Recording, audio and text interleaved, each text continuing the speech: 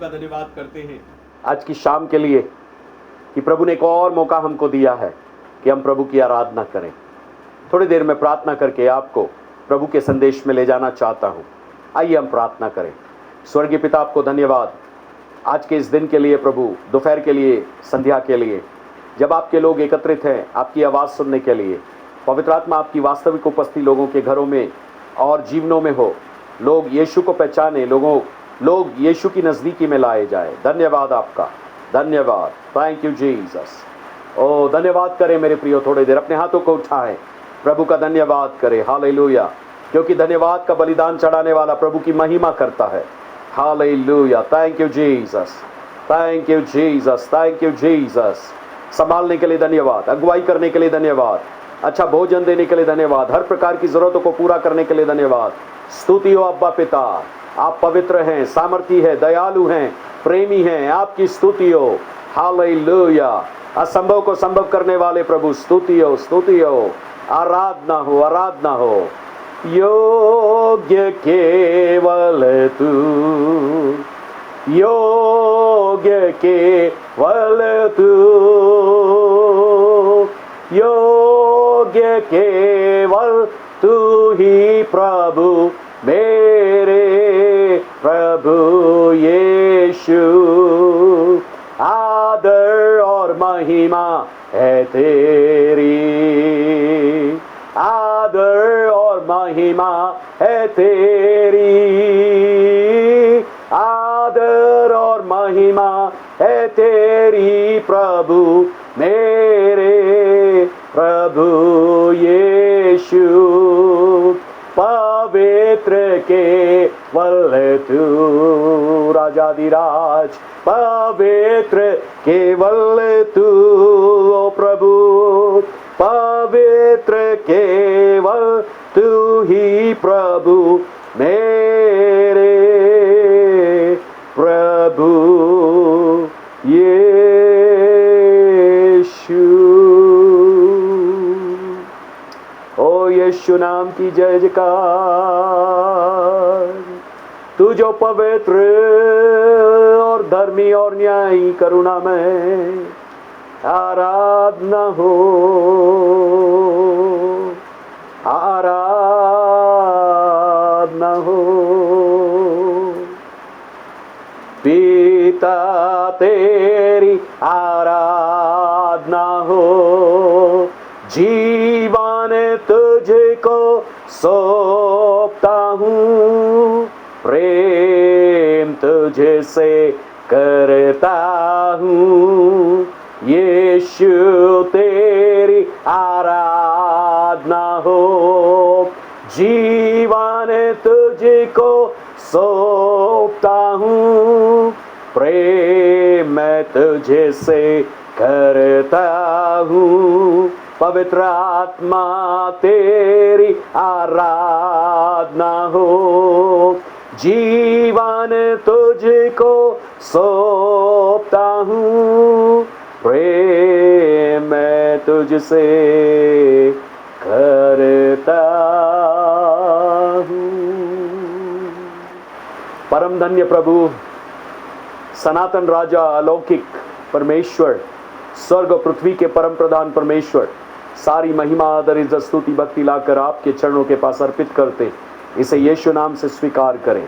जब हम आपके वचन को सुनने जा रहे हैं, आपका पवित्र आत्मा हमारे लिए सेवा देने जा रहा है, उसके लिए धन्यवाद प्रभु, यीशु के नाम से, आमीन, आमीन। Hallelujah, hallelujah, hallelujah, hallelujah, hallelujah. थोड़ी देर हम प्रभु का धन्यवाद करें बीते समयों के सारे उसके अनुग्रह के लिए, उसकी दया के लिए, उसकी कृपा के लिए, उसके हर एक दिन किए हुए आश्चर्य कर्मों के लिए। उसने हमें संभाला इस कड़ी बड़ी बीमारी से, उसने हमारी रक्षा किया और अपने पंखों तले उसने हमको छिपा कर रखा। Hallelujah, hallelujah. राजाधिराज प्रभु, आज के प्रभु दिन के लिए, आज की इस दोपहर के लिए और रात्रि के लिए हम आपका धन्यवाद करते हैं। आपने बीते समय में हम सबको अच्छा संभाल कर रखा अपने पंखों तले, और पुनः एक बार मौका दिया कि आपके प्रभु वचन की तरफ हम ध्यान कर सके। आपका वचन हमारे पाँव के लिए दीपक, हमारे मार्ग के लिए उजियाला है। आपका वचन सोते समय हमारी रक्षा, जागते समय हमसे बातें करता है और चलते समय हमारी अगुवाई करता है। आपका वचन प्रभु खुदावंद हमारे लिए खुदावंद उत्तम उन प्रभु धन से और दौलत से है प्रभु, क्योंकि आपका वचन हमारे लिए सुखमूल और मंत्री है। आपके वचन के द्वारा हम शांति पाते हैं, आपके वचन के द्वारा हम चिताए जाते हैं, आपके वचन के द्वारा हम सिखलाए जाते हैं, आपके वचन के द्वारा हम पोषित किए जाते हैं, आपके वचन के द्वारा हम बल पाते हैं, आपके वचन के द्वारा हम चंगे होते हैं, आपके वचन के द्वारा आप जो महान परमेश्वर है आपका परिचय हमको मिलता है। धन्यवाद इस बात के लिए। सुनने वाले प्रत्येक भाई बहनों को प्रभु यीशु मसीह के नाम से जब कभी ये सुनने जा रहे हैं, पवित्र आत्मा इनके लिए सेवकाई देने पाए और एक बड़ा काम इनके जीवन में करने पाए। बाइबल का अध्ययन करने की इच्छा इनके अंदर जागृत की जाए। ओ प्रभु, जितने खुदावंत आपके पवित्र लोग थे, मूसा हो,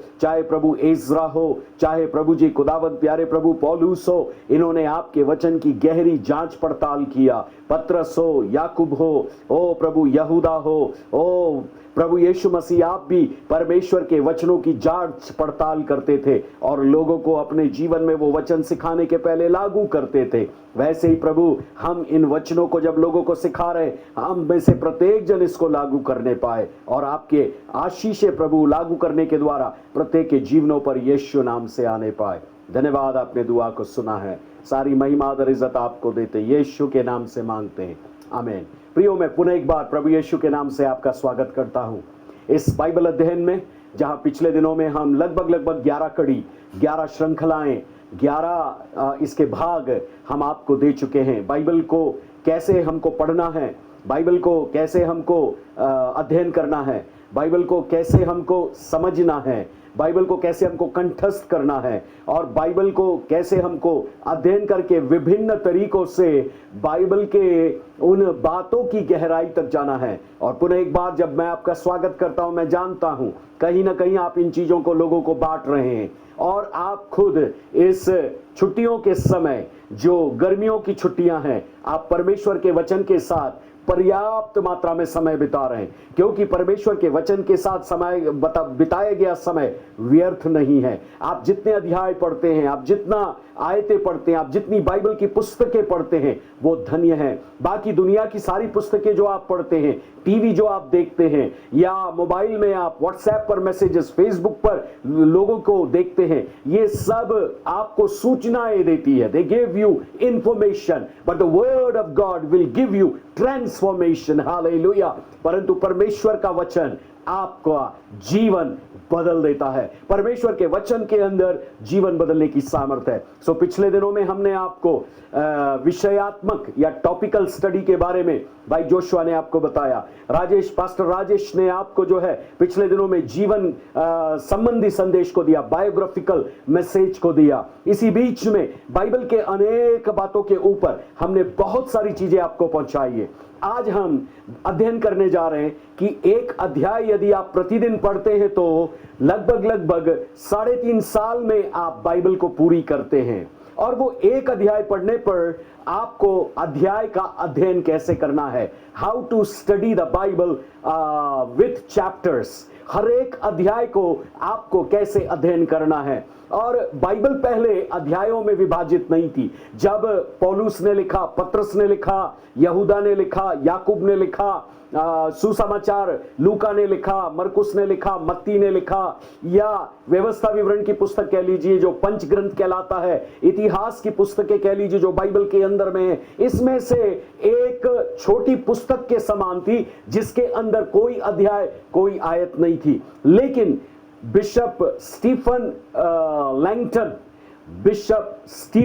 लैंगटन ने लगभग 1228 एडी में, 1228 ईसा बाद बाइबल को विशेष करके अध्यायों में विभाजित किया और तब से लेकर आज तक बाइबल अध्यायों में विभाजित है। फिर एक और प्रभु के भक्त हुए जिन्होंने अध्यायों को आयतों में विभाजित किया। और बाइबल अध्यायों के अनुसार यदि आप बात करें तो 1189 अध्याय बाइबल के अंदर है। 1189 chapters are there in the Bible और 1189 अध्याय अर्थात 1190 में एक कम, और ये अध्याय 929 पुराने नियम में है और 260 नए नियम में है। पूरी टोटल 66 बुक्स हैं। इन 66 पुस्तकों के अंदर 1189 अध्याय है। अब आपके मन में एक प्रश्न आएगा, यदि मैं बाइबल अध्ययन अध्याय के अनुसार करना चाहता हूं या चाहती हूं तो मुझे कैसे शुरुआत करना पड़ेगा? बिल्कुल ठीक, आपके प्रश्न का उत्तर हमारे पास में है। यदि आप एक अध्याय को कम से कम 5 बार से ज्यादा या 7 या 10 बार पढ़ते हैं, तब एक ही अध्याय को बारंबार आप पढ़ते जाएं, पढ़ते जाएं, पढ़ते जाएं, पढ़ते जाएं, और 5 से 10 बार जब आप इस अध्याय को पढ़ेंगे, यदि मैक्सिमम आप 7 बार पढ़ते और उससे बढ़कर 10 बार पढ़े, तो आपका मुख्य केंद्र बिंदु इस बात को लेकर के है, आप उस अध्याय का सबसे पहले शीर्षक ढूंढते हैं, टाइटल क्या है।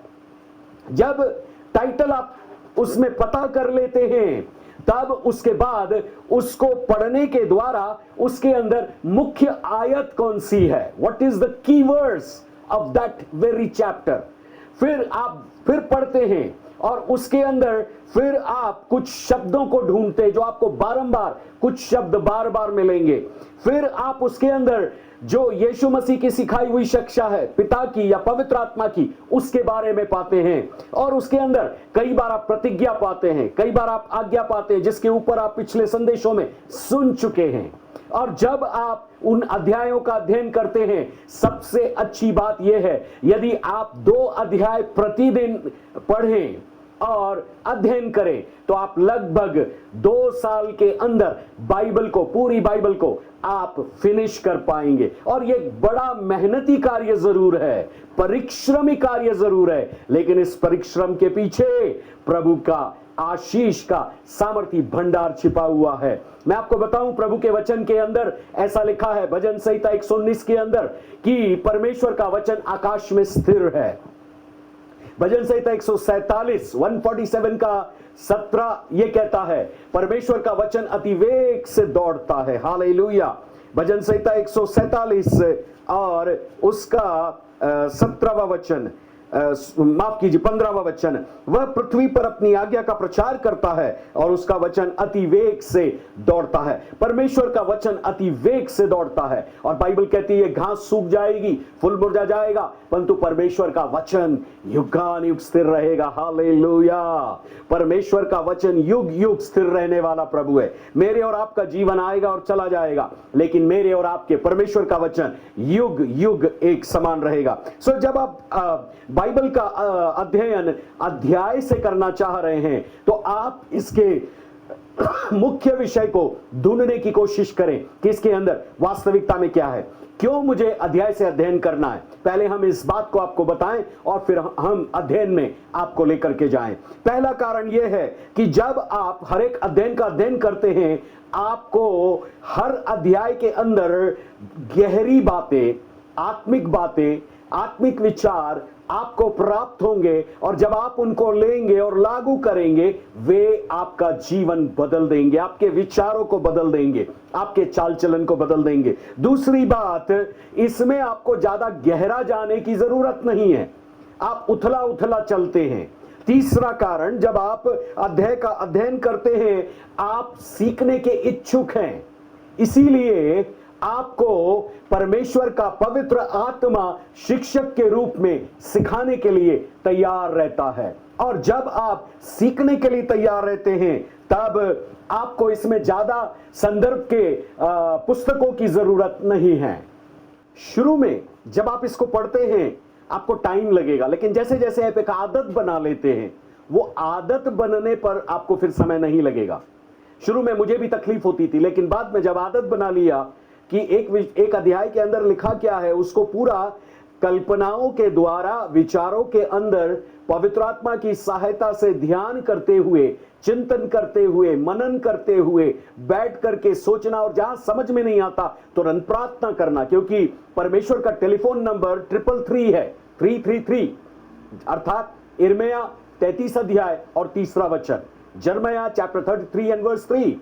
तू मुझसे प्रार्थना कर, मैं तेरी सुनकर तुझे बड़ी बड़ी और ऐसी कठिन बातें बताऊंगा जिसे तू अभी नहीं समझता हूं। जब आप प्रार्थना करते प्रभु के वचन को समझने के लिए, ये सबसे बड़ी प्रार्थना है मेरे प्रियो। घर, दुकान, मकान, आप जिसके लिए भी दुआ करते, ये सबसे बड़ी प्रार्थना है कि आप परमेश्वर का वचन के अलौकिक भंडार को अपने जीवन के अंदर लेना चाहते हैं। तो प्रभु का वचन जब आप अध्ययन करना चाहते हैं अध्याय के हिसाब से, लगभग इसके अंदर हम सोचते हैं 10 बातें आती जो बहुत ही साधारण है, ज्यादा कठिन नहीं है। और सुनने वाले भाई और बहनों, केवल आपको एक आदत डालने की जरूरत है। किसी ने कहा है practice makes the man perfect. जब आप अभ्यास करते करते रहते हैं, वो अभ्यास करते रहने से आप एक सिद्ध व्यक्ति बन जाते। तो एक बार जब आप करेंगे आपको कठिनाई होगी। मुझे याद है जब मैं साइकिल सीखना चालू किया, छोटा बालक था, तो मुझे साइकिल चलाने में बहुत तकलीफ हुई। मैं कई बार गिरा, मेरे घुटने फूटे, मेरी कोहनी में लगा, मेरे सर में चोट आई। लेकिन जब मैं साइकिल चलाना सीखा, पहले कैची चलाना सीखा जो डंडे के नीचे से पैर डालकर, फिर मैंने डंडे के ऊपर से पैर डालकर साइकिल चलाना सीखा, और फिर उसके बाद मैं सीट पर बैठकर जब चलाने लगा तब मुझे बड़ा आराम लगने लगा। ऐसे ही जब आप कोई काम शुरू करते वो कठिन होता है, लेकिन जब आप उसको अपनी एक आदत बना लेते हैं वो आपके लिए आसान होता है। तो पहली बात यह है, जब कभी आप अध्ययन करें, पहला काम या आपको जो करना है, एक अध्याय जो आप पढ़ रहे हैं उसका शीर्षक आपको पता करना है। First thing you should know the title of that very chapter. जब आप शिक्षक ढूंढ लेते हैं तब दूसरा काम आपको करना है, उसका आपको जो है विषय वस्तु या अंदरूनी विषय, उस अध्याय के अंदर पूरा क्या है कंटेंट, वो ढूंढना है। तीसरी चीज जो आप करते हैं उसके अंदर, इस पूरे अध्याय के अंदर कौन कौन लोग मुख्य है, who are the chief people, the prominent people, कौन कौन से लोग इसके अंदर मुख्य है, ये तीसरी बात आपको उस अध्याय में से निकालना है। चौथी बात जो आप करते हैं वो है यह है, कोई आपकी पसंदीदा या चुनिंदा या अच्छी लगने वाली आयत को आप उसमें से उठा लेते हैं और वो आयत को आप याद कर लेते हैं और उस आयत को याद करके अपने मन में आप रख लेते हैं। हालेलुया, कितनी अद्भुत बात है ना। क्योंकि मलाकी 2, 6 और 7 कहता है परमेश्वर का वचन हमें कंठस्थ करना, याद करना है। और बहुत सारे लोग कैलेंडर से याद करते हैं। मेरे प्रियो, कैलेंडर में केवल अधूरी आयतें लिखती रहती है, क्योंकि वो केवल प्रतिज्ञाओं पर जोर देता है कि आपका दिन अच्छा रहे। लेकिन जब आप परमेश्वर के वचन को पढ़ेंगे और एक पसंदीदा आयत जो आपको अच्छी लग रही है, हाँ, जैसे उदाहरण के लिए आपके घर में कभी मीट करी बनती होगी या चिकन करी बनती होगी, उसके अंदर कुछ विशेष पीस होते हैं जो आपको पसंद आते हैं। ऐसे ही परमेश्वर के वचन को पढ़ते समय आपको कोई आयत उस अध्याय के अंदर पसंद आएगी, उसको चुन लीजिए। यह आपका चौथा कार्य था। पांचवा, उसके अंदर कुछ ऐसी जटिल बातें आपको मिलेगी, जो कठिन बातें होगी, द हार्ड और क्रुशियल वर्ड्स आपको समझ में नहीं आएंगे, उसको भी आप लिखना है। और जब आप ऐसा करेंगे तब निश्चित रूप में वो कठिन या जटिल बातें आपके जीवन के लिए एक खोज का कारण बन जाएगी और आप नई तरीके से प्रभु के वचन को खोजना या आप जानना शुरू करेंगे। छठवीं बात जो आपको उसके अंदर देखना है, what are the challenges into that very chapter. उस अध्याय के अंदर कौन कौन सी चुनौतियां दी गई हैं, चुनौतियां या ऐसी बातें जो मेरे लिए वाकई आज भी चुनौती है। जैसे उदाहरण के लिए आप पढ़ रहे हैं और आपको लगता है कि आत्माएं बच नहीं रही है, तो आत्माओं के बचाने के लिए एक चुनौती होगी, राइट। देन तब 7वें में आप जाएंगे। चुनौती के बाद आपको क्रॉस रेफरेंस ढूंढना है, क्रॉस रेफरेंस। ओके, तो मैं यहां पर आपको कुछ समझाने की कोशिश करूंगा। जब कभी आप बाइबल अध्ययन करते तो 3 प्रकार के संदर्भ या रेफरेंसेस आपको मिलते। नंबर 1, पैरेलल रेफरेंस, समानांतर आपके जो संदर्भ है, समानांतर संदर्भ। ये क्या है? जैसे मत्ती 7:7, वहां लिखा है कि मांगो तो तुम्हें दिया जाएगा, ढूंढो तुम पाओगे, खटखटाओ तुम्हारे लिए खोला जाएगा। फिर आप यूहन्ना 16:24 पढ़ते, जहां लिखा अब तक तुमने मेरे नाम से कुछ नहीं मांगा, मांगो तो पाओ ताकि तुम्हारा आनंद पूरा हो जाए। ये पहली जो बात कह रहा है उसी के ठीक बिल्कुल बराबर समानांतर बात या उसी के समान बात या विचारों में वही बात थोड़ा दूसरे ढंग से लिखा लेकिन कह रहा है। That is called parallel reference. इसको हम बाइबल की भाषा में समानांतर रेफरेंस बोलते हैं। Number 2, chain reference. सांकली वाले जो है वह संदर्भ। जैसे उदाहरण के लिए मत्ती 7:7, मांगो तो तुम्हें दिया जाएगा, ढूंढो तुम पाओगे, खटखटाओ तुम्हारे लिए खोला जाएगा। और फिर आप यूहन्ना 16:24 भी ले लीजिए, अब तक तुमने मेरे नाम से कुछ नहीं मांगा, मांगो पाओ ताकि तुम्हारा आनंद पूरा हो जाए।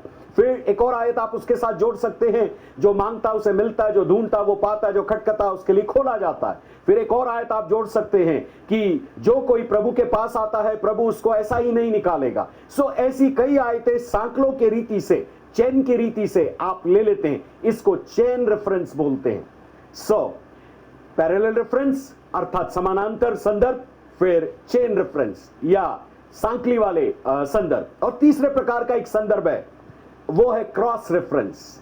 एंड क्रॉस रेफरेंस मींस काटने वाला विचार, काटने वाले संदर्भ। जैसे मत्ती 7:7 आपने पढ़ा, जहां लिखा था मांगो तो तुम्हें दिया जाएगा, ढूंढो तुम पाओगे, खटखटाओ तुम्हारे लिए खोला जाएगा। परंतु इसको एक बात याकूब 4:4 में काट रहा है, तुम मांगते हो तुमको मिलता नहीं इसलिए कि तुम बुरी अभिलाषा से मांगते हो ताकि तुम भोग विलास में उड़ा दो। यहां पर लिखा है कि तुम्हारे अंगों के अंदर एक विशेष प्रकार की लड़ाइयां और हर प्रकार का उपद्रव है और तुम मांगते हो तुमको मिलता नहीं। इसका मतलब एक बात मांगने को कह रही है लेकिन दूसरी बात उसको काट रही है। तो जब कभी आप बाइबल पढ़े आपको इसके अंदर क्रॉस रेफरेंस लेना है, काटने वाले वह संदर्भ जो परिस्थिति को विपरीत बताते हैं। तो ये 7वीं बात थी। 8वीं बात जो है उस अध्याय के अंदर जब आप पढ़ रहे हैं पिता पुत्र पवित्र आत्मा के बारे में आप क्या सीख रहे हैं वो बहुत महत्वपूर्ण है। यदि आप ये निकालते हैं तो निश्चित रूप में जानिए आप अपने परमेश्वर को बेहतर तरीके से जान पाएंगे। उसका केवल ज्ञान नहीं रखेंगे, उसके बारे में केवल सोचते नहीं होंगे, बट उसको आप व्यक्तिगत तौर से वैसा एक परमेश्वर है करके जानेंगे। नाउ 9वीं बात जो बहुत महत्वपूर्ण है, इस पूरे पाठ के अंदर आपको कौन सा प्रमुख पाठ सीखने को मिला, सेंट्रल लेसन, प्रमुख पाठ आपने क्या सीखा। और इसका मतलब यह है कि आपको हर अध्याय के अंदर कुछ ना कुछ सीखने के लिए अपने आप के लिए लेना है ताकि आप और मैं प्रभु के वचन के अनुसार प्रतिदिन आज्ञा मानने वाले लोगों की श्रेणी में शामिल हो। और जहां समझ में नहीं आए तुरंत प्रार्थना कीजिए, पवित्र आत्मा प्लीज मुझे समझाओ, मुझे समझ में नहीं आ रहा। और पवित्र आत्मा आपका सहायक है, वो आपको शिक्षक के रूप में सिखाएगा और आपको याद दिलाएगा। और 10वीं बात और आखिरी बात, उपसंहार या कंक्लूजन या परिणाम या उसको आप कह लीजिए निष्कर्ष। इन 10 बातों को जब आप करते हैं तब आप बाइबल अध्ययन जो है वाकई एक अध्याय के हिसाब से कर सकते हैं। अब मैं आपका ध्यान प्रार्थना करने के पश्चात लूका 15 की तरफ ले जाना चाहता हूं और हम थोड़ी देर इस अध्याय पर इन 10 बातों को लेकर अध्ययन करेंगे।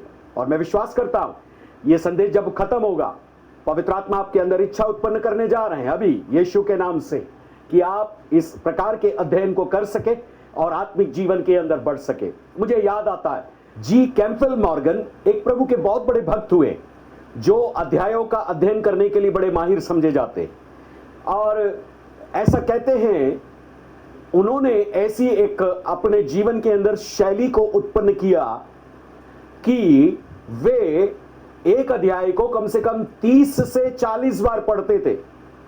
सुना आपने जी, 30 से 40 बार एक अध्याय को पढ़ते थे और उसका शीर्षक निकालते थे। और इन सारी चीजों को निकालकर जब कभी वो प्रचार करते थे प्रभु के वचन को बड़ा निधड़क, साहसपूर्ण, अभिषेक के साथ, वरदानों के साथ, बड़े अलौकिक ढंग से प्रस्तुतिकरण के साथ बोलते थे। और उन्होंने अपने आप को कम से कम 3 साल से ज्यादा के लिए इस काम के लिए दिया और हर दिन एक अध्याय पर वो मनन करते थे।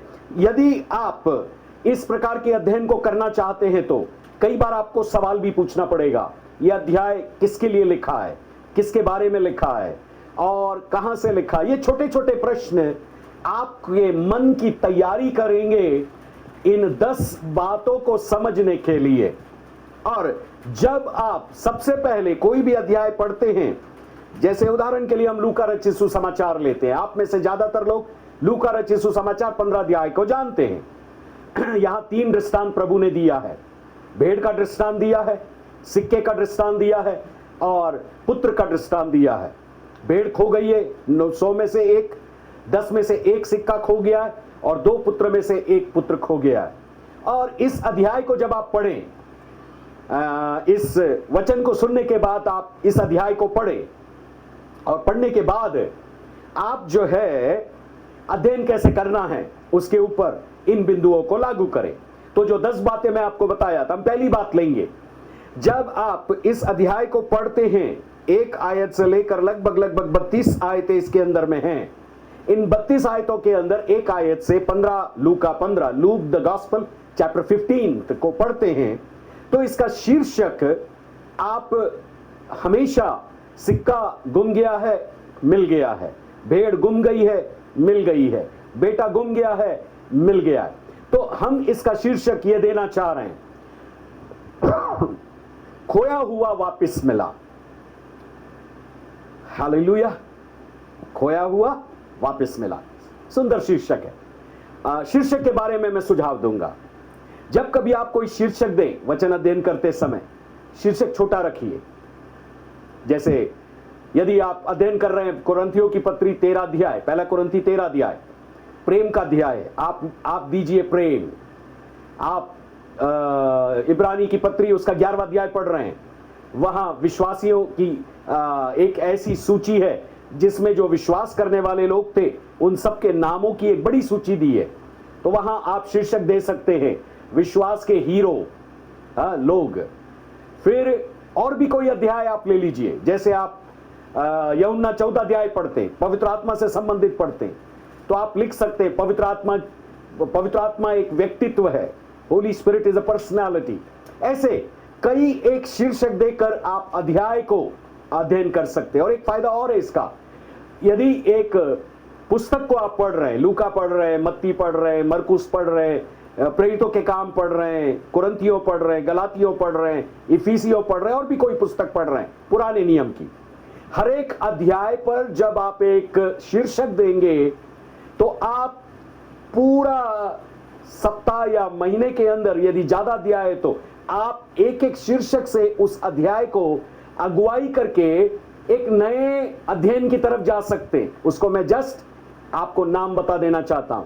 आप बाइबल के एक एक पुस्तक का अध्ययन कर सकते हैं। How to study the book of the Bible. Hallelujah. तो पहली बात आपने शीर्षक दिया, और वो शीर्षक है खोया हुआ वापस मिला। The lost things were found, खोया हुआ वापस मिला। दूसरी बात, अब हम इसमें यह ढूंढने की कोशिश करेंगे इसका कंटेंट, इसका विषय वस्तु क्या है, इसमें अंदरूनी क्या चीज लिखी है। तो इस अध्याय के अंदर आप 3 दृष्टांत पाते हैं, ये अनुच्छेद के अंदर लिखा हुआ है, ठीक है। और अनुच्छेद के अंदर लिखने के कारण से आप 3 बातें वहां पाते हैं। पहला, यदि आप 3 पद से 7 पद तक पढ़े तो वहां पर खोई हुई भेड़ है। 8 पद से 10 पद तक पढ़े तो वहां खोया हुआ सिक्का है। और 11 पद से लेकर 32 पद तक पढ़े तो वहां खोया हुआ पुत्र। ये इसका कंटेंट है, इसका विषय वस्तु है। तो हमने 2 चीजों को ढूंढा, हमने शीर्षक ढूंढा और हमने विषय वस्तु ढूंढा। तीसरी चीज, इसमें मुख्य महत्वपूर्ण लोग कौन कौन है। Who are the key people, the main prominent people. उदाहरण के लिए इसके अंदर चरवाहा है जो भेड़ ढूंढ रहा है, स्त्री है जो सिक्का ढूंढ रही है, और पिता है जो खोया हुआ पुत्र ढूंढ रहा है। उदाहरण के लिए फिर एक बार, ये तीनों दृष्टांत के अंदर, लूका 15 के अंदर खोई हुई भेड़ है जो चरवाहा ढूंढ रहा है, खोया हुआ 10 सिक्के में से एक सिक्का है जो स्त्री ढूंढ रही है, और 2 पुत्रों के पिता अपने छोटे पुत्र को ढूंढ रहे हैं। तीसरी चीज जो बहुत मुख्य है, और वो है इसके अंदर आपकी पसंदीदा आयत कौन सी है। जब मैं इसको पढ़ रहा था मुझे एक आयत बहुत अच्छी लगी, इसमें 7वीं आयत, यहां लिखा,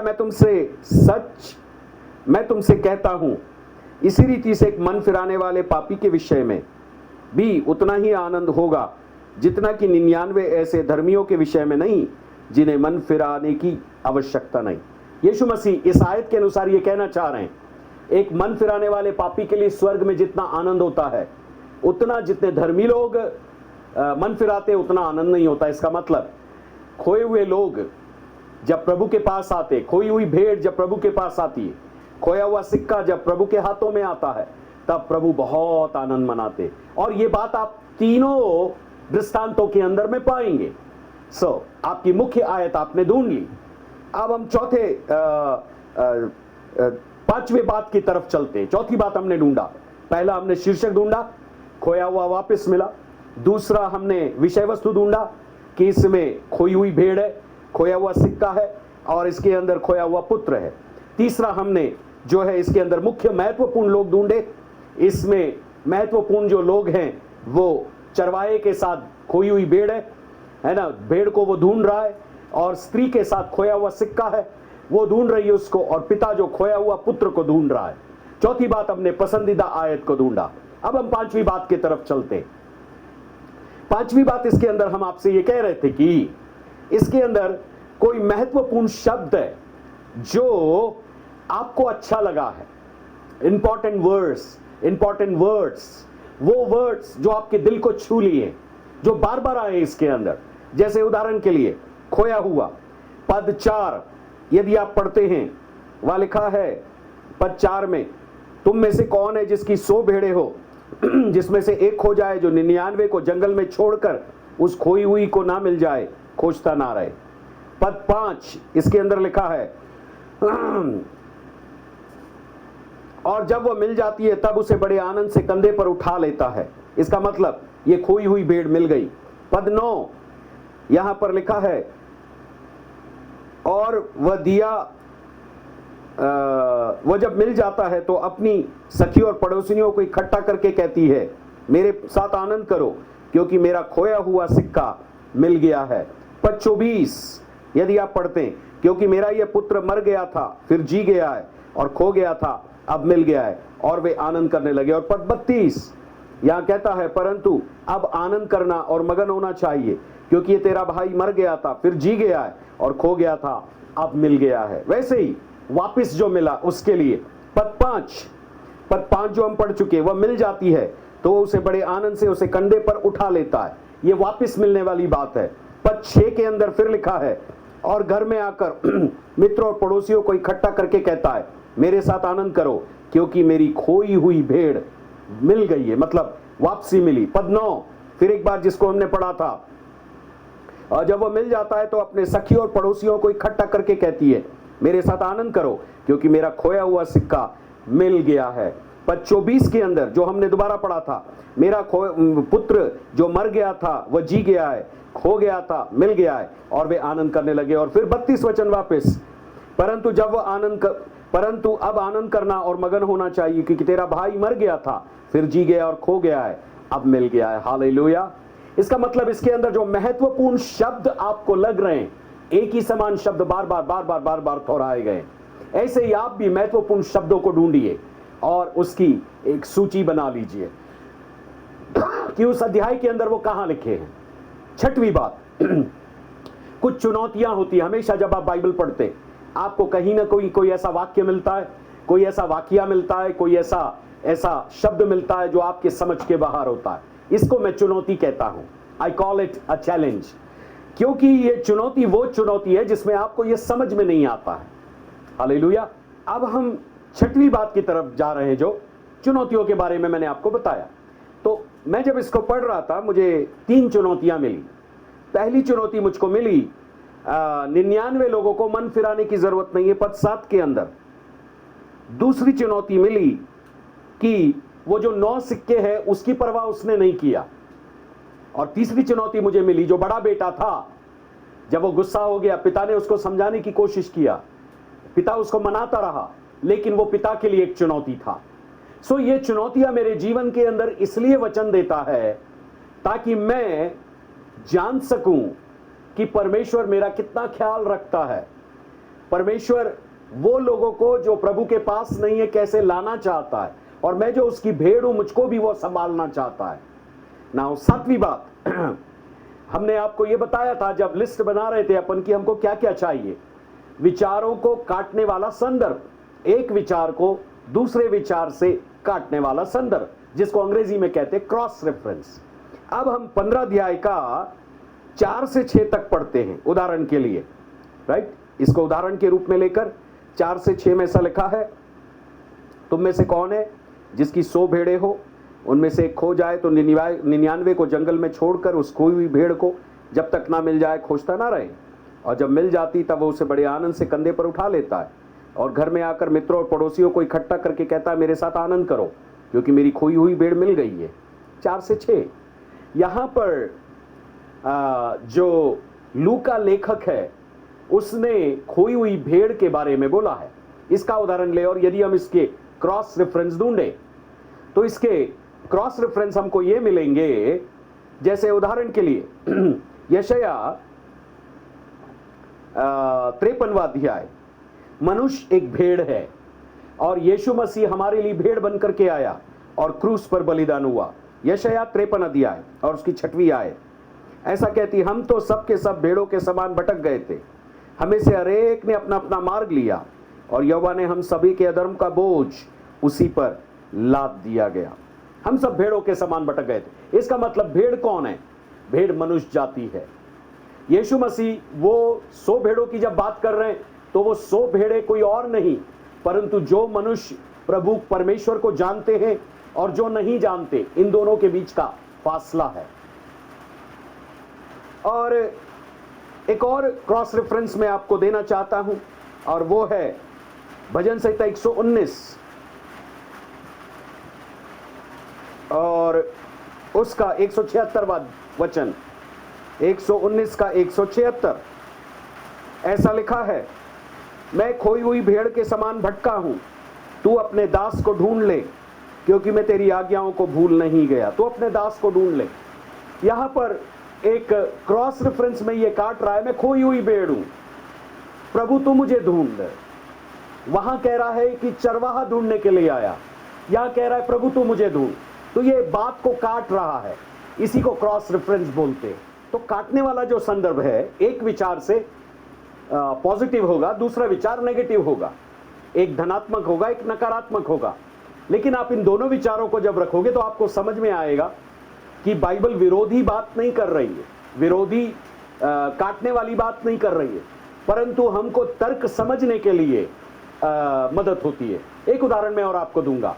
पौलुस ने जब पहला कुरिन्थी 11वें अध्याय में प्रभु भोज के बारे में लिखा है, वो ये कहता है कि बहुत सारे लोग अनुचित रीति से प्रभु की मेज की रोटी खाते और कटोरे में से पीते और प्रभु का दंड उनके ऊपर आता है। दंड का मतलब ताड़ना। आगे 32वें वचन में वो ताड़ना कहता है दंड को। लेकिन वहां 3 चीजें दिया है जो नेगेटिव शब्द है, नकारात्मक शब्द है। कहता है तुम में से बहुत सारे लोगों के ऊपर प्रभु ताड़ना जब भेजता है कि हम संसार के साथ दोषी ना ठहरे, तो वह 3 चीजें कहता है। तुम में से बहुत सारे लोग निर्बल है, बहुत सारे लोग रोगी हैं और बहुत सारे लोग सो गए। देखिए आप, नकारात्मक बात। लेकिन यदि आप इसको सकारात्मक बात में बदलते हैं, नकारात्मक से नेगेटिव से पॉजिटिव में बदलते हैं, आप उसको ऐसा समझ सकते हैं, जब हम ताड़नाओं में नहीं गुजरते, हम उचित रीति से प्रभु भोज लेते हैं तो हम 3 आशीषें पाते हैं। वो 3 आशीषें हमारे लिए बड़ी महत्वपूर्ण है। पहली आशीष, मैं ताकत पाता जाता हूं शरीर आत्मा प्राण देह में, प्रभु भोज मुझे ताकत देता है, हालेलुया। दूसरी बात, प्रभु भोज मुझे उत्तम स्वास्थ्य देता है। अब कई लोगों के बीमार होने का कारण कितनी भी प्रार्थना करें चंगे नहीं होते, लेकिन उसका मुख्य मकसद है मेरे प्रियो, इस अध्ययन के तहत मैं बताना चाहता हूं कि हम प्रभु भोज को अनुचित रीति से लेते तो हम बीमार पड़ जाते। ये प्रभु की सजा है हमारे लिए कि एक दिन प्रभु न्याय करे, तो इस कारण प्रभु भोज के कारण मेरा वो न्याय ना करे। और तीसरी बात जो सकारात्मक है, नकारात्मक है सो गए, लेकिन सकारात्मक है, पॉजिटिव है कि वो लंबी उम्र जीते, हालेलुया। इसका मतलब परमेश्वर का वचन इतना भेदों से भरा हुआ है, आपको केवल उसको समझने की जरूरत है, विचारों में जांचने की जरूरत है, पवित्र आत्मा से सीखने की जरूरत है और उसको अपने जीवन पर लागू करने की जरूरत है। तो यहां आपने विचारों को काटने, एक विचार से दूसरा विचार काटने वाला संदर्भ जिसको हम क्रॉस रेफरेंस बोलते हैं वो देखा।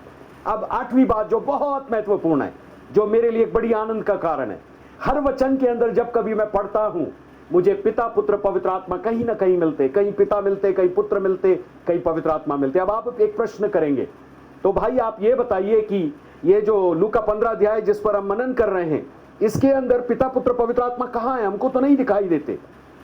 लेकिन मैं आपका ध्यान ले जाना चाहता हूं, अगेन लूका 15 अध्याय निकाल लें आप, क्योंकि हम यशाया में चले गए थे और भजन संहिता में चले गए थे। लूका 15 अध्याय के अंदर जो चरवाहा है वो यीशु मसीह है, जो इस दुनिया में 2020 साल पहले मनुष्य जाति को ढूंढने के लिए आया ताकि परम पिता परमेश्वर से मिला दे। हालेलुया। जो एक पिता के दो पुत्र थे, अर्थात वह पिता परमेश्वर हैं, अब्बा पिता यहोवा है, जिसके दो पुत्र थे, अर्थात बड़ा पुत्र यहूदी जाति इज़राइल जाति और छोटा पुत्र मैं और आप अन्य जाति। और ये छोटा पुत्र जब वापस आया तब बड़ा पुत्र उसको स्वीकार नहीं कर रहा है, और इसीलिए यहां पर हम पिता की सेवकाई को देखते हैं कि वो लगभग आदम जब से पिता को छोड़कर चले गए थे, उनका पिता का और उनका रिश्ता टूट गया था, तब से पिता इंतजार कर रहे हैं मानव वापस उनकी संगति में आएगा और उस पिता को जान पाएगा और पुत्र को जान पाएगा और आत्मा के जरिए से वो पिता पुत्र के साथ संगति रखेगा। तो यहां पिता के बारे में जिक्र है। जो बड़ा भाई है वो यहूदी जाति है, तो ये पिता की सेवकाई के बारे में दिया है। लेकिन जो स्त्री के बारे में लिखा है जिसके 10 सिक्के होते थे, आपको यह जानना जरूरी है, एक यहूदी जाति के अंदर एक स्त्री जब शादी करती थी उसको 10 सिक्के उसका पति देता था, जो डाउरी के रूप में, दहेज के रूप में मिलते थे। जब पति छोड़ देता था या त्याग पत्र देता था, डाइवोर्स देता था या मर जाता था, तो ये स्त्री इन सिक्कों को बेचती थी और अपना जीवन यापन करती थी। और वो 10 सिक्के हमेशा उसके कपाल पर लगे होते थे, और ये 10 सिक्के वास्तविकता में उसमें से एक सिक्का गुम गया, ये स्त्री। अब आपके मन में प्रश्न आएगा, ये स्त्री कौन है? जब यीशु मसीह स्वर्ग चले गए उसके बाद पिंतीकुस्त के दिन पवित्र आत्मा उतरा और कलीसिया बनी, तो ये स्त्री कोई और नहीं परंतु कलीसिया है। कलीसिया को स्त्री के दर्जे के रूप में बाइबल रखती है, जैसे दुल्हन है, और इफिसी की पत्री 5वां अध्याय पढ़ेंगे तो वो पत्नी है। तो स्त्री जो है वह कलीसिया है। अब कलीसिया, जैसे ये पिता पहले ढूंढ रहे थे, पुत्र ने वही ढूंढने का काम किया, और कलीसिया वैसे ही खोए हुए लोगों को वापस ला रही है। तो इस संदर्भ के अंदर आप तीनों को पाते। इसका मतलब यीशु मसीह अच्छा चरवाहा है जो खोई हुई भेड़ को ढूंढने के लिए 3.5 साल सेवकाई किया, 33.5 साल जीवन व्यतीत किया। परमेश्वर पिता लगभग 4000 साल जीवन व्यतीत किए, और पिता ने इज़राइल जाति को अपने लिए गवाह बनाने की कोशिश किया, लेकिन आज सफल हो गए। इसलिए उन्होंने पुत्र को भेजा था, और इसीलिए उन्होंने छोटा जो बेटा है अन्य जाति के समान है, जो भटका हुआ था, बहका हुआ था, पुत्र की संगति के द्वारा उसको अपने पास में लिया। और पुत्र के जाने के बाद अब पवित्र आत्मा है जो स्त्री के समान है, जो सिक्का गुम गया था उसके समान है। वो ढूंढ रहे हैं उन लोगों को जो अभी तक उद्धार में नहीं आए हैं। तो पिता जो है वह पुत्र को ढूंढ रहे हैं जो खोया हुआ है। यीशु जो है वो ढूंढ कर चले गए, और पवित्र आत्मा अपनी सेवकाई देकर अब सिक्के को ढूंढ रहे हैं। जो लोग खरे सिक्के के रूप में यीशु को जानना चाहते हैं वो उनको अपने पास बुला लेते है। ना कितनी अद्भुत बात! परमेश्वर का वचन जब हम अध्ययन करते हैं, हम पिता पुत्र पवित्र आत्मा की संगति को हर जगह, हर पन्ने के अंदर, कहीं ना कहीं, हर अध्याय के अंदर देख सकते हैं। हालेलुया। 9वीं बात, इस पूरे अध्ययन के अंदर आपको क्या सीखने को मिला? What lesson you learn? आपने कौन सा पाठ सीखा? क्या प्रमुख पाठ है जो आपको सीखने को मिला? लूका 11 अध्याय से 32 वचन के अंदर जब आप पिता के बारे में पढ़ते हैं, मुझे उसके अंदर एक बहुत अच्छी चीज सीखने को मिली। पद 12 के अंदर जब मैं पढ़ता हूं, वहां पिता से वो कहता है कि छोटे ने पिता से कहा, हे पिता, संपत्ति में से जो मेरा भाग है वो मुझे दे दीजिए। और उसने अपनी संपत्ति बांट दी। पिता ने पुत्र का विरोध नहीं किया, लेकिन जो मांग रहा था उसको दे दिया। और लिखा है उसको लेकर वो दूर देश चला गया।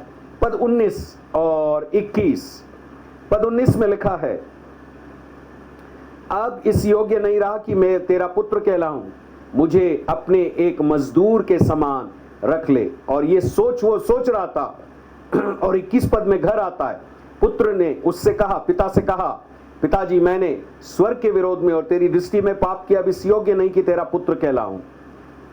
तो यहां पर पुत्र संपत्ति मांग लिया, लेकिन पिता के पास आकर मन फिराकर पश्चाताप कर रहा है।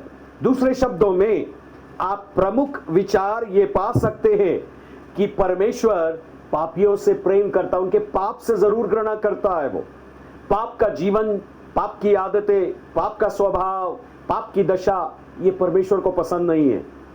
लेकिन धन्यवाद हो यीशु मसीह के लिए जो पवित्र जीवन जिया, और जब हम उसके लहू से पवित्र हो जाते हैं, उसके आत्मा के द्वारा शुद्ध किए जाते हैं, और तब पवित्र आत्मा हमारे अंदर आकर के रहने लगता है, हमारे अंदर से वो पापी स्वभाव चला जाता है और हम परमेश्वर का प्रेम जानने लगते हैं, तब हम उसके पास वापस लौट करके आते हैं। हालेलुया। अब हम इसी चीज के अंदर कुछ जो प्रमुख चीज हमको नेगेटिव सीखने को मिलती है, बड़े भाई की कुछ हम गलतियां सीखते हैं। हम में से ज्यादातर लोग कई बार चर्च के अंदर ये गड़बड़ियां करते हैं।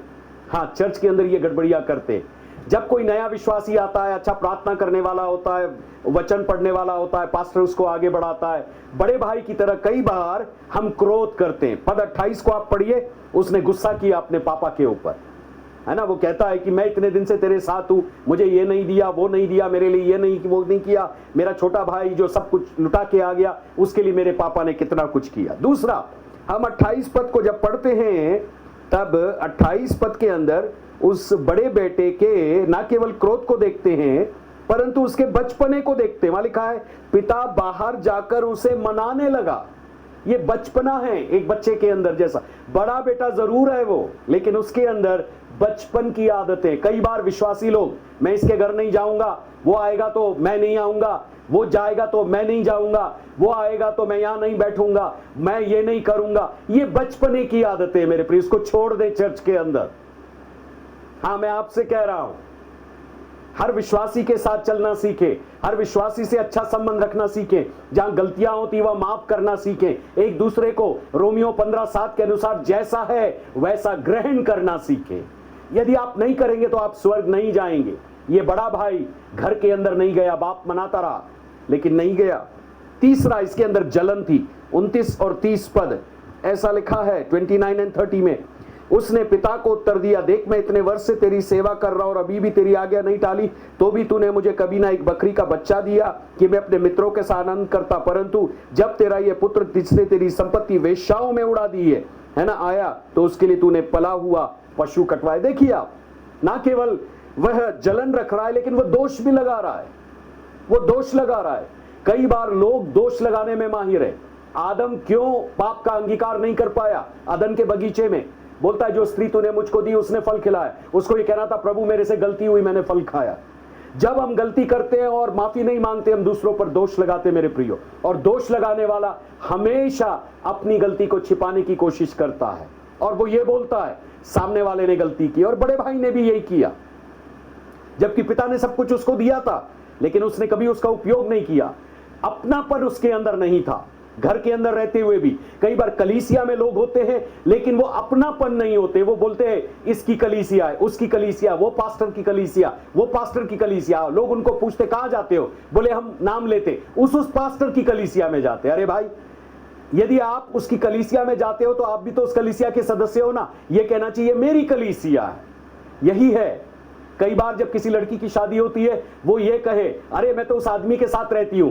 क्या आपको आप सोचते हैं लोग उसको अच्छा कहेंगे? नहीं नहीं, वो ये कहती मेरी शादी हो गई है और मेरा ये पति है। मेरे प्रियो, जिस कलीसिया में आप जाते हैं, जलन लगाना, दोष करना, ये सब छोड़ दें। दूसरे विश्वासियों, अन्य जातियों के समान ना करें। दूसरे विश्वासी के लिए आप आदर्श बन जाए। चौथी गलती इसके अंदर यह थी कि ये पिता के प्रति गलत धारणा रखता था। हम में से बहुत सारे लोग प्रभु के प्रति, पिता के प्रति, यीशु के प्रति, पवित्र आत्मा के प्रति, वचन के प्रति, पास्टर के प्रति गलत धारणाएं रखते। हाँ, इसने तो सब कुछ उड़ा दिया, तूने सब कुछ उसके लिए किया। देखो वो पैसे वालों के घर जाता। कई बार मेरे प्रिय, हम पास्टर होने के नाते प्रभु की सेवा जब करते, हमको यही बातें सुनने को मिलती है, जबकि हकीकत ये नहीं है। पास्टर कभी भी पक्षपात नहीं करते, मैं आपको बताऊं, वो हर लोगों को एक समान दृष्टि से देखते। पिता भी एक समान दृष्टि से देख रहा था, लेकिन ये जो बड़ा बेटा है, इसके अंदर अपने पिता के लिए गलत धारणा थी। आपके अंदर गलत धारणा है तो मैं यीशु के नाम से कहता हूं, ये क्रोध निकल जाए आपके अंदर से, गलत धारणा निकल जाए, दोष लगाना निकल जाए, आपके अंदर से हर एक प्रकार का बचपना निकल जाए, और आपके अंदर से हर एक जलन निकल जाए, यीशु के नाम से निकल जाए। और पवित्र आत्मा छू रहा है आपको, मैं जानता हूं। और आखिरी बात, उसके अंदर एक बहुत नेगेटिव विचार था, और वो था कुड़कुड़ाना। 29 और 30 पद को पढ़िए, कहता है कि मैं तेरे साथ रहा लेकिन तूने मुझे कुछ नहीं दिया, कुड़कुड़ाया। जबकि उसको कहना था, पिताजी सच में मैं आपके साथ में था और आपने मेरी हमेशा मदद किया, जो मैं मांगता था आपने मुझे दिया, लेकिन वो कुड़कुड़ा रहा है। बहुत सारे लोग धन्यवाद नहीं दे पाते। आपको पता है क्यों नहीं दे पाते आप?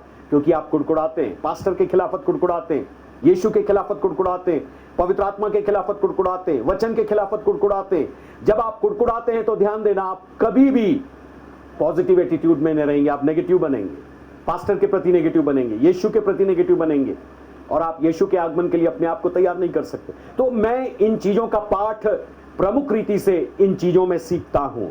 मैं पिता परमेश्वर, पुत्र परमेश्वर, आत्मा परमेश्वर के स्वभाव को देखता हूं। मैं छोटे भाई के स्वभाव को देखता हूं कि वो पश्चाताप करके वापस लौटा, लेकिन मैं बड़े भाई के नेगेटिव एटीट्यूड को देखता हूं, नकारात्मक एक स्वभाव को देखता हूं। और आखिरी बात, इसका कंक्लूजन क्या है? इन तीनों दृष्टांतों के अंदर जब आप पढ़ते, इसका कंक्लूजन यह है कि तीनों ने ढूंढने का प्रयास किया है। पिता ने पुत्र को ढूंढा, यीशु ने भेड़ को ढूंढा, और कलीसिया अभी आत्माओं को ढूंढ रही है।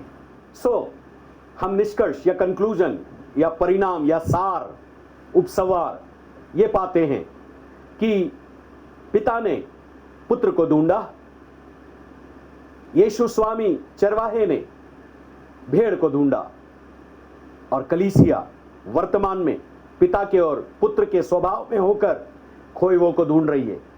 अब आप में से ऐसे कितने लोग होंगे जिनके पति या पत्नी, बच्चे, मित्र, रिश्तेदार प्रभु को नहीं जानते होंगे, और आपको उन्हें ढूंढने की जरूरत है प्रभु के वास्ते। वो खोए हुए लोग हैं, वो गुमे हुए लोग हैं, वो आत्मिक रीति से मरे हुए लोग हैं, प्रभु के वचन के अनुसार जो लूका 15 हमने पढ़ा। और कहीं ना कहीं टाइम निकालकर उनके लिए प्रार्थना कीजिए, उनके लिए बोझ लीजिए। जैसे मान लो आपका कोई नजदीकी व्यक्ति मरने की कगार पर है, आप उसके लिए क्या करेंगे? बहुत आपका प्रिय मित्र है या आपका बहुत प्रियजन है, और आप एक ही काम करेंगे, आप किसी ना किसी को बोलेंगे, ब्रदर, सिस्टर, मेरे इस व्यक्ति के लिए प्रार्थना कीजिए, मरने की कगार पर ये जी जाए। ऐसे ही बहुत सारे लोग मरे हुए, उन्हें यीशु के पास ला करके उनका नाम लेकर प्रार्थना करना शुरू कीजिए। कुछ दिन प्रार्थना करिए, कुछ महीने प्रार्थना करिए, उपवास लीजिए, प्रभु के सम्मुख अन्य भाषा में उनके नाम को लेकर प्रार्थना कीजिए, कठोर हृदय को पवित्र आत्मा को तोड़ने के लिए और कायल करने के लिए प्रार्थना कीजिए, और अंत में सुसमाचार सुनाने के लिए प्रार्थना कीजिए कि आप उनसे सुसमाचार सुना सके। और जब आप उनको सुसमाचार सुनाएंगे, सुसमाचार क्या है? यीशु मसीह मारा गया, यीशु मसीह गाड़ा गया, यीशु मसीह जी उठा। जब आप ये सुसमाचार उनको सुनाते और जब वो अपने मन से विश्वास करते, अपने मुंह से यीशु को प्रभु करके अंगीकार करते, तब उनका उद्धार हो जाता है, क्योंकि वो अपने मुंह से कहते, यीशु मेरे लिए जी उठा। और वो वचन उनके हृदय में काम करता है, और वो वचन उनके मन के अंदर पवित्र आत्मा के द्वारा कायलता को लाता, और कायलता के द्वारा वे लोग पाप को पहचान करके यीशु जो धर्मी बनाने वाला प्रभु है उसको वो स्वीकार कर लेते। और जब वो स्वीकार करेंगे, स्वर्ग जाएंगे। एक दिन जब आपकी मुलाकात उनसे स्वर्ग में होगी, वो कहने पाएंगे, धन्यवाद भाई, आपने मुझे यहां लाया, क्योंकि मैं आपके कारण यहां पहुंचा हूं। सो समय लीजिए, प्रार्थना कीजिए, और समय निर्मित कीजिए कि आप कभी ना कभी बर्थडे पार्टी में, शादी के समय, या ऐसे कोई विशेष अवसर पर लोगों को प्रभु का संदेश दे सके। जो उद्धार पाए नहीं है उनको आह्वान दे सके। इवन जब कभी मुझे गाड़ने की विधि का मौका मिलता है, जब किसी हम डेड बॉडी को गाड़ते हैं, तब हम सुसमाचार सुनाते हैं। लास्ट में वहां शादी के समय हम सुसमाचार सुनाते हैं, वहां बर्थडे के समय हम सुसमाचार सुनाते हैं। वहां हर एक ओकेजन, हर एक मौका जो हमको मिलता है, हम उसको खोते नहीं है। व्यक्तिगत तौर से भी जब लोग हमसे मिलते हैं, हम सुसमाचार सुनाते हैं। हम लोगों के मन को जांचते कि कहीं ये एक्सेप्ट करेगा या नहीं। हम उन बातों को देखकर, समझकर, पवित्र आत्मा से सुनकर उनको सुनाना शुरू करते। कुछ लोग ग्रहण करते, कुछ लोग नहीं करते। सब ग्रहण करें ये भी बात जरूरी नहीं है। और जब वो ग्रहण करेंगे, परमेश्वर के बेटे और बेटी बन जाएंगे, उनका नाम जीवन की पुस्तक में लिखा जाएगा, और तब निश्चित रूप में एक दिन वो आपको धन्यवाद देंगे। आज शायद धन्यवाद ना दे पाए, हो सकता है उनको आप दोबारा ना मिल पाए, ट्रेन में, बस में, यहां वहां मिले थे, लेकिन यीशु को यदि उन्होंने पहचान लिया तो निश्चित रूप में आप बोझ के साथ कह पाएंगे, भाई सच में प्रभु का धन्यवाद हो कि आपने प्रभु को पाया और आपका जीवन बदल गया, और लोग उनको बोलेंगे आपका जीवन बदल गया। आइए हम आपके लिए प्रार्थना करें। पिता, मैं आपको धन्यवाद देता हूं इस अध्ययन के लिए, जो अध्याय का अध्ययन है, जिसमें हमको शीर्षक ढूंढना है प्रभु, जिसमें हमको प्रभु विषय वस्तु ढूंढना है, जिसमें हमको मुख्य महत्वपूर्ण कौन लोग है ये ढूंढना है, मुख्य आयत ढूंढना है, महत्वपूर्ण शब्द ढूंढना है, चुनौतियां जो ना समझी गई ऐसे बातें ढूंढना है, विचारों को जो काटने वाले संदर्भ है वो हमको ढूंढना है। पिता, पुत्र, पवित्र आत्मा को हमको पहचानना है प्रभु वहां, और प्रमुख उसके अंदर विचार क्या लिया है ये ढूंढना है, क्या हमको अपनाना है, क्या गलतियां हैं जो हमको नहीं करना है। और लास्ट में प्रभु, जब हम इन बातों को अपने जीवन के अंदर लागू करते, मैं कैसे लोगों को प्रभु के पास ला सकता हूं और उनको यीशु में एक सामर्थशाली योद्धा बना सकता हूं, ऐसी कृपा हमारे अंदर करना प्रभु। धन्यवाद, आपने इस अध्ययन को करने के लिए हमारी मदद किया है। सारी महिमा और इज्जत आपको मिले, यीशु के सामर्थी नाम से मांगते, आमीन। शालोम। प्रभु आपको आशीष दे। हमारे अगले अध्ययनों को आप देखना ना भूलें। हम निरंतर इसकी एक श्रृंखला दे रहे हैं ताकि आप अच्छे से बाइबल अध्ययन करना सीख सके। हो सकता है एक बार में आप निपुण नहीं बनेंगे, लेकिन जैसे जैसे आप अभ्यास करते रहेंगे, प्रभु आपको निपुण बनाएगा। प्रभु आपको आशीष दे। शालोम। प्रभु आपके साथ रहे।